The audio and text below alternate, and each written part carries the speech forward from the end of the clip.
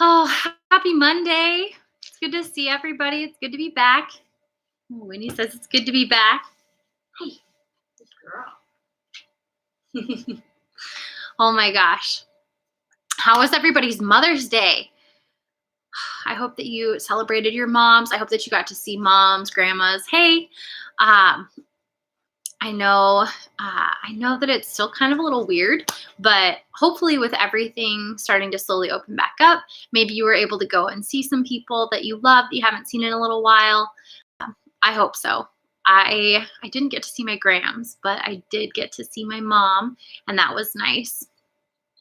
I think last week I told you guys that I was making the Italian pastry. I'm gonna butcher it, but I'm gonna try and say the name. Tagliatelle. It's supposed to be a light L in the middle, but I'm very American, obviously. And so it's a little rough. But for Mother's Day, my sister and I were going to take our mom to a tea party at the Salisbury House. If you haven't heard of it, you should look it up. It's beautiful. It's a restored historical place in Des Moines, and it's beautiful. And we were going to do this fun tea party with our mom, and because of all this craziness going on, it had to get rescheduled. And I was like, what can I do with my mama? So we're going to do the tea party in October when they rescheduled it. But I was like, what are we going to do?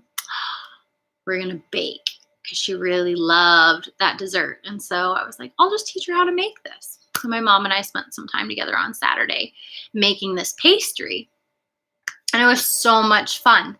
And it was just really nice. She came over to my house and we just baked together all day. And it was really good. And then yesterday we did, my mom, my sister, and I had dinner together. And we got to talk about my mom's mom, my grandma. And she passed away when I was little. So we got to talk a little bit about our grandma and some of the stuff that we've learned from her. Do you guys ever do that? Do you talk about the special people in your life that maybe aren't around anymore, and talk about the really great things that you learned from them, or maybe some character traits that you have that are just like them? And whether you knew them or not, you demonstrate some of those same disciplines or skills that they had, or maybe you look just like someone in your family that you really love a lot, or that your family members really love a lot. We got to revisit that yesterday. And then I came home and I've been cleaning. We call it the School of Mary Jane clean. So I've been School of Mary Jane cleaning today, and it's been great. It's been great. So we are going to go ahead and get started, and we'll see if anyone else jumps on. But it's good to be back with you all today.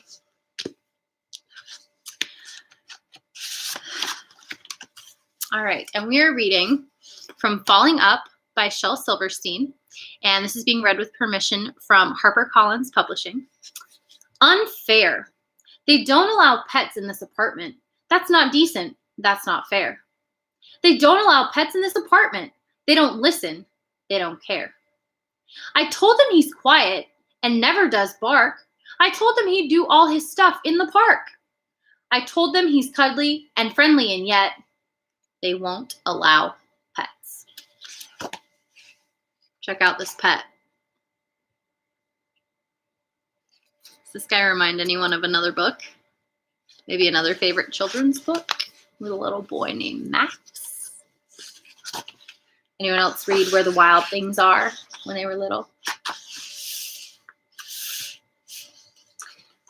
As a teacher, I think that I have written graduation notes in the book Where the Wild Things Are more times than I can count. That seems to be a favorite of the students that I've had in like the last 5 years. That is a favorite childhood book of a lot of them.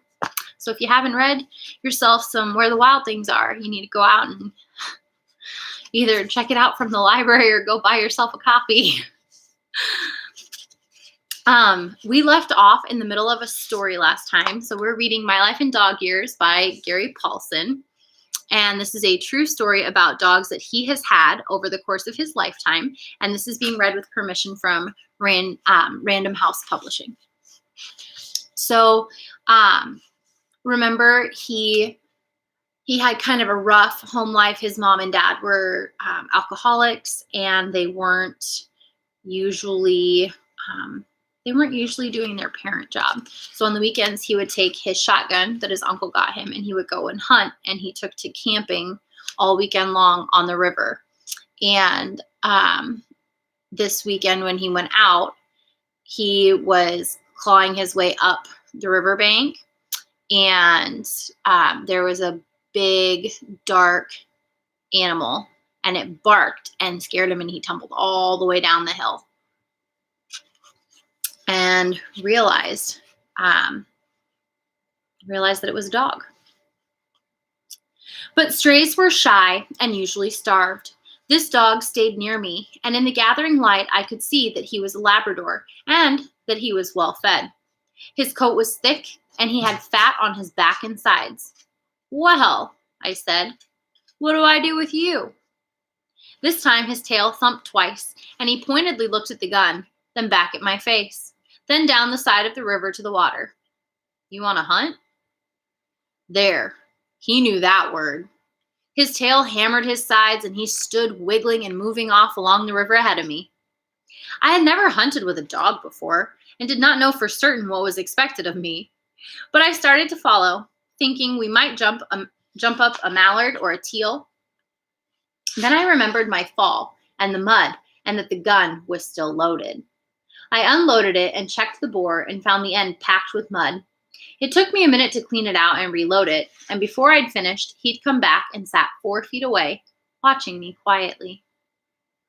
It was light enough now for me to see that he had a collar and a tag, so he wasn't a stray. It must be some town dog, I thought, that had followed me. I held out my hand. "Come here." But he remained at a distance, and when it was obvious that I was ready to go, he set off again. It was light enough now to shoot, light enough to see the front bead of the shotgun and a duck against the sky. So I kept the gun ready, and we had not gone 50 yards when 2 mallards exploded out of some thick grass near the bank about 20 yards away and started up and across the river. It was a classic shot. Mallards flying straight up to gain altitude before making off, backlit against a cold, cloudy October sky. I raised the gun, cocked it, aimed just above the right-hand duck to lead his flight, and squeezed the trigger. There was a crash, and the recoil slammed me back. I was small, and the gun was big, and I usually had a bruise after firing it more than once.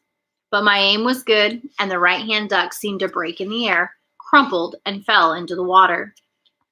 I had duck shots over the river before, and the way to get them was to wait until the current brought the body to shore. Sometimes it took most of the morning, waiting for the slow-moving water to bring them in. This time was different. With the smell of powder still in the air, almost before the duck finished falling, the dog was off the bank in a great leap, hit the water, swimming, his shoulders pumping up. He churned the surface and made a straight line to the dead duck. He took it in his mouth gently, turned and swam back, climbed the bank, and put the duck by my right foot, then moved off a couple of feet and sat, looking at me. I made sure the duck was dead, then picked it up and tied it to my belt with a string I carried for the purpose. The dog sat and watched me the whole time, waiting. It was fully light now, and I moved to him, petted him. He let me, but in a reserved way, and pulled his tag to the side so I could read it. "My name is Ike." That's all it said. No address, no owner's name, just one short sentence. "Well, Ike," at this his tail wagged, "I'd like to thank you for bringing me the duck." And that was how it started, how I came to know Ike. Duck season soon consumed me, and I spent every morning walking and hunting the river. On school days, I would go out and come back just in time to get to classes, and on the weekends, I stayed out. And every morning, Ike was there. I'd come across the bridge, start down the river, and he'd be there, waiting. After a few mornings, he'd let me pet him. I think he did it for me more than him. And by the end of the first week, I was looking forward to seeing him. By the middle of the second week, I felt as if we'd been hunting with each other forever. And he knew hunting. Clearly, somebody had trained him well. He moved quietly, sat in the blind with me without moving, watched the barrel of the gun to see which duck I was going to shoot at, and when I shot, he would leap into the water. On those occasions when I missed, I think more often than not, he would watch the duck fly away, turn to me, and give me a look of such uncompromising pity and scorn that I would feel compelled to apologize and make excuses. The wind moved the barrel, or a drop of water hit my eye when I shot. Of course, he did not believe me, but would turn back, sitting there, waiting for the next shot so I could absolve myself. When the hunting was done, he'd walk back with me to town, trotting alongside until we arrived at the bridge. There he would stop and sit down, and nothing I did would make him come farther. I tried waiting him out to see where he would go, but when it was obvious that I wasn't going to leave, he merely lay down and went to sleep, or turned and started back into the woods, looking back to see if I were going hunting again. Once I left him, crossed the bridge, and then hid in back of a building and watched. He stayed until I was out of sight, and then turned and trotted north, away from the bridge along the river. There were no houses in that direction, at least on the far side of the river, and I watched him until he disappeared into the woods. I was no wiser than I had been. The rest of his life was a mystery and would remain so for 30 years. But when we were together, we became fast friends, at least on my part. I would cook an extra egg sandwich for Ike, and when the flights weren't coming, we would talk. This is to say, I would talk, tell him all my troubles, and he would sit, his enormous head sometimes resting on my knee, his huge brown eyes looking up at me while I petted him and rattled on. On the weekends when I stayed out, I would construct a lean-to and make a fire, and he would curl up on the edge of my blanket. Many mornings I would awaken to find him under the frost-covered blanket with me, sound asleep. My arm thrown over him, his breath rumbling against my side. It seemed like he'd always been an Ike. It seemed like there'd always been an Ike in my life. And then one morning, he wasn't there. I never saw him again. I tried to find him. I would wait for him in the mornings by the bridge, but he never showed again. I thought he might have gotten hit by a car or his owners moved away. I mourned him and I missed him, but I did not learn what happened to him for 30 years. I grew and went into the crazy parts of life, army, and those other mistakes a young man could make. I grew older and got back into dogs, this time sled dogs, and ran the Iditarod race across Alaska. After my first run, I came back to Minnesota with slides of the race to show to all the people who had supported me. A sporting goods store had been one of my sponsors, and I gave a public slideshow of the race one evening. There was an older man sitting in a wheelchair, and I saw that when I told the story of how Cookie, my lead dog, had saved my life, his eyes teared up and he nodded quietly. When the event was over, he wheeled up to me and I shook my hands. I had a dog like your Cookie, a dog that saved my life. Oh, did you run sleds? He shook his head. No, not like that. I lived up in Twin Forks when I was young and was drafted to serve in the Korean War. I had a Labrador that I raised and hunted with and left him when I went away. I was gone just under a year. I got wounded and lost the use of my legs. When I came back from the hospital, he was waiting there, and he spent the rest of his life by my side. I would have gone crazy without him. I'd sit for hours and talk to him, and he would listen quietly. It was so sad. He loved to hunt, and I never hunted again. He faded off, and his eyes were moist again. I still miss him. I looked at him, then out the window of the sporting goods store. It was spring, and the snow was melting outside, but I was seeing fall and a boy and a lab sitting in a duck blind. Twin Forks, he'd said, and the Korean War. The time was right, and the place, and the dog. Your dog, I said. Was he named Ike? He smiled and nodded. Why, yes. But how? Did you know him? There was the soft spring rain starting, and the window misted with it. That was why Ike had not come back. He had another job. Yes, I said, turning to him. He was my friend. Dirk, the protector. For a time in my life, I became a street kid. It would be nice to put it another way, but with the drinking at home and the difficulties it caused with my parents, I couldn't live in the house. I made a place for myself in the basement by the furnace and hunted and fished in the woods around the small town. But I had other needs as well: clothes, food, school supplies, and they required money. I was not afraid of work and spent most of my summers working on farms for 2, 3, and finally $5 a day. This gave me enough for school clothes, though never for enough clothes or the right kind. I was never cool or in. But during the school year, I couldn't leave town to work the farms. I looked for odd jobs, but most of them were taken by the boys who stayed in town through the summer. All the conventional jobs, like working in the markets or at the drugstore, were gone, and all I could find was setting pins in the small bowling alley over the Four Clover Bar. It had just 6 alleys, and they were busy all the time. There were leagues each night from 7 to 11, but the pay for truly brutal work was only 7 cents a line. There weren't many boys willing to do the work, but with so few alleys, it was still very hard to earn much money. $1 a night was not uncommon, and 3 was outstanding. To make up the difference, I started selling newspapers in the bars at night. This kept me up and out late, and I often came home at midnight, but it added to my income so that I could stay above water. Unfortunately, it also put me in the streets at a time when there was what might be called a rough element. There weren't gangs then, not exactly, but there were groups of boys who more or less hung out together and got into trouble. They were the forerunners of the gangs we have now, but with some singular differences. They did not have firearms, but many carried switchblade knives. These groups were predatory, and they hunted the streets at night. I became their favorite target in this dark world. Had the town been larger, I might have hidden from them or found different routes, but there was only a small uptown section, and it was impossible for me to avoid them. They would catch me walking a dark street and surround me with threats and blows, steal what money I had earned, and steal what money I had earned that night. I tried fighting back, but there were usually several of them. I couldn't win. Because I was from the wrong side of the tracks, I didn't think I could go to the authorities. It all seemed hopeless. And then I met Dirk. The bowling alley was on a second floor and had a window in the back of the pit area. When all the lanes were going, the heat from the pin lights made the temperature close to 100 degrees. Outside the window, a ladder led to the roof. One fall evening, instead of leaving work through the front door, I made my way out the window and up the ladder onto the roof. I hoped to find a new way home to escape the boys who waited for me.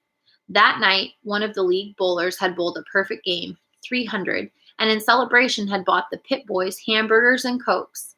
I had put the burger and Coke in a bag to take back to my basement. The bag had grease stains and smelled of toasted buns, and my mouth watered as I moved from the roof of the bowling alley to the flat roof over the hardware store, then down a fire escape that led to a dark alcove off an alley. There was a black space beneath the stairs, and as I reached the bottom, my foot hit the ground. I heard a low growl. It was not loud, more a rumble that seemed to come from the earth, and so full of menace that it stopped me cold, my foot frozen in midair. I raised my foot, and the growl stopped. I lowered my foot, and the growl came again. My foot went up, and it stopped. I stood there, trying to peer through the steps of the fire escape. For a time, I couldn't see more than a dark shape crouched back in the gloom. There was a head and a back, and my eyes became accustomed to the dark. And as my eyes became accustomed to the dark, I could see that it had scraggly, scruffy hair and 2 eyes that glowed yellow. We were at an impasse. I didn't want to climb up the ladder again, but if I stepped to the ground, it seemed likely I would be bitten. I hung there for a full minute before I thought of the hamburger. I could use it as a decoy and get away. Problem was, the hamburger smelled so good, and I was so hungry. I decided to give the beast under the stairs half a burger. I opened the sack, unwrapped the tinfoil, and threw half the sandwich under the steps, then jumped down and ran for the end of the alley. I was just getting my stride, legs and arms pumping, pulling air with a heaving chest, when I rounded the corner and ran smack into the latest group of boys who were terrorizing me. There were 4 of them, led by a thug. He and 2 of the others ultimately land in prison, named, absurdly, Happy Santon. Happy was built like an upright freezer. and had just about half the intelligence. But this time, it was easy. I'd run right into him. Well, look it here. He came to us this time. Over the months, I had developed a policy of flee or die, run as fast as I could to avoid the pain, and to hang on to my hard-earned money. Sometimes it worked, but most often, they caught me. This time, they already had me. I could have handed over the money, taken a few hits, and been done with it, but something in me snapped, and I hit Happy in the face with every ounce of strength in my puny body. He brushed off the blow easily, and I went down in a welter of blows and kicks from all four of them. I curled into a ball to protect what I could. I'd done this before, many times, and knew that they would stop sometime, although I suspected that because I'd hit Happy, it might take longer than usual for them to get bored hitting me. Instead, there was some commotion that I didn't understand, and the kicks stopped coming. There was a snarling growl that seemed to come from the bowels of the earth, followed by the sound of ripping cloth, screams, and then the fading slap of footsteps running away. For another minute, I remained curled up, then opened my eyes to find that I wasn't alone. But when I rolled over, I saw the dog. It was the one that had been beneath the stairs, brindled, patches of hair gone, one ear folded over, and the other standing straight up and notched from fighting. He didn't seem to be any particular breed, just big and rangy right on the edge of ugly, though I would come to think of him as beautiful. He was Airedale crossed with hound, crossed with alligator, alley dog, big, tough, mean alley dog. As I watched, he spit cloth. It looked like blue jeans out of his mouth. You bit Happy and sent them running? I asked. He growled, and I wasn't sure if it was with menace, but he didn't bare his teeth and didn't seem to want to attack me. Indeed, he had saved me. Why? I asked. What did I do to deserve? Oh, the hamburger. I swear he pointedly looked at the bag with the second half of the hamburger in it. You want more? He kept staring at the bag, and I thought, well, he sure as heck deserves it. I opened the sack and gave him the rest of it, which disappeared down his throat as if a hole had opened into the universe. He looked at the bag. That's it, I said, brushing my hands together. The whole thing. A low growl. You can rip my head off. There still isn't any more hamburger. I removed the Coke and handed him the bag, which he took, held on the ground with one foot, and deftly ripped open with his teeth. See? Nothing. I was up by this time, and I started to walk away. Thanks for the help. He followed me. Not close, perhaps 8 feet back, but matching my speed. It was now nearly midnight, and I was tired and sore from setting pins and from the kicks that had landed on my back and sides. I don't have anything to eat at home but crackers and peanut butter and jelly, I told him. I kept some food in the basement of the apartment building where I slept near the furnace. He kept following, and truth be known, I didn't mind. I was still half scared of him, but the memory of him spitting out bits of Happy's pants and the sound of the boys running off made me smile. When I arrived at the apartment house, I held the main door open, and he walked right in.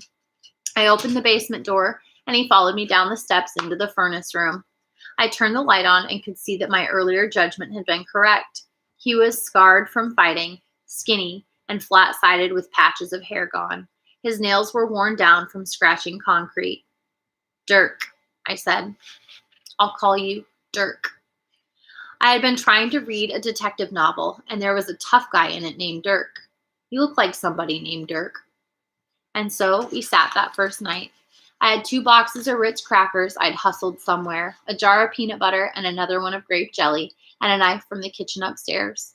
I would smear a cracker, hand it to him. He took each one with great care and gentleness, and then eat one myself. We did this, back and forth, until both boxes were empty and my stomach was bulging.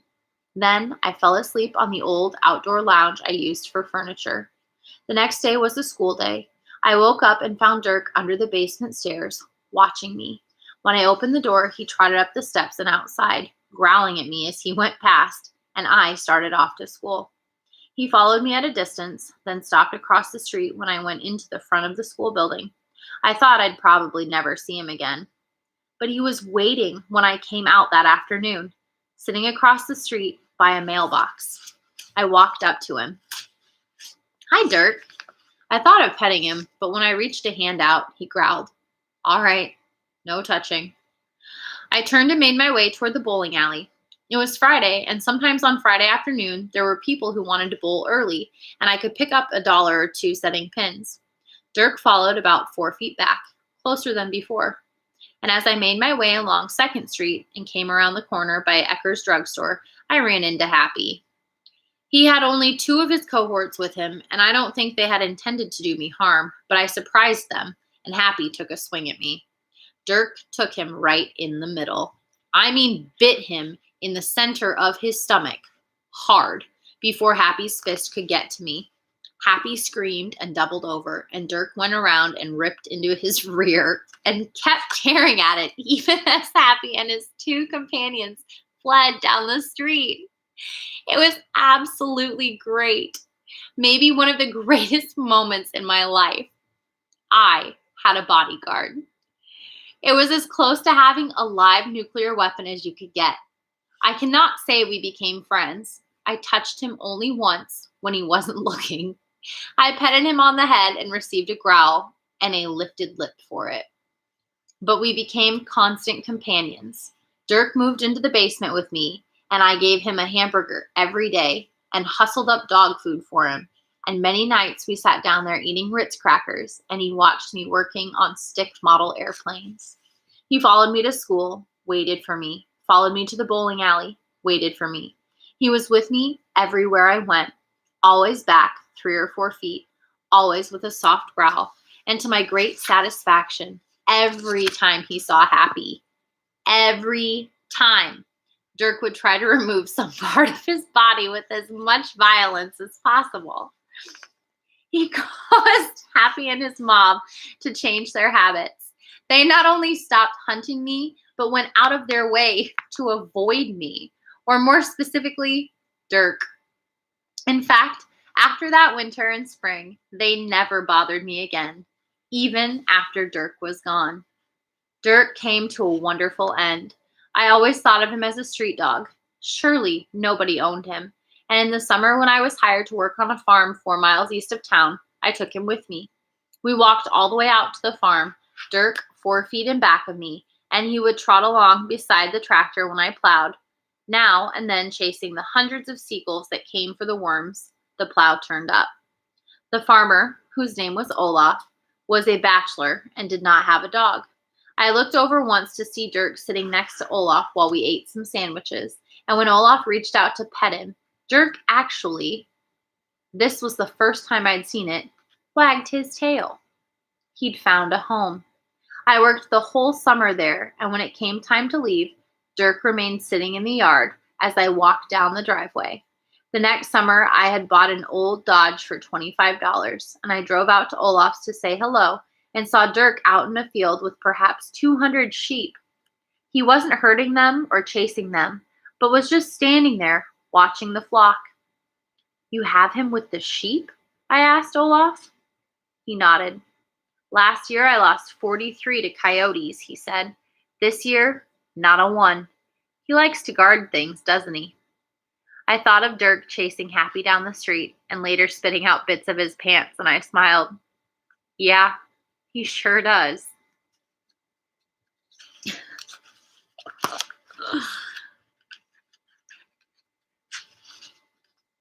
Rex the farm dog. Ooh, but it's 8:30. So tomorrow night we're going to read about Rex the farm dog.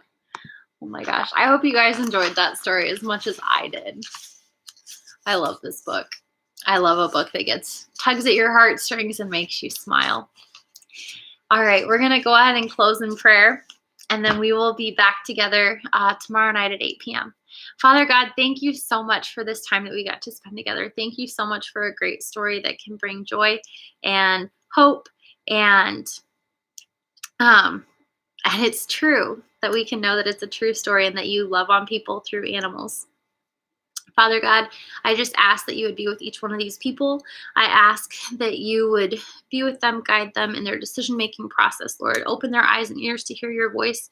And Lord, I just ask that the things that we are holding on to so tightly right now that you are trying to get us to let go of and grow from, God, I just ask that we would turn our hands, palms up, and unclench our fists, Lord, and let things go to you and trust that your ways are higher than our ways and you've got a plan and a purpose for us.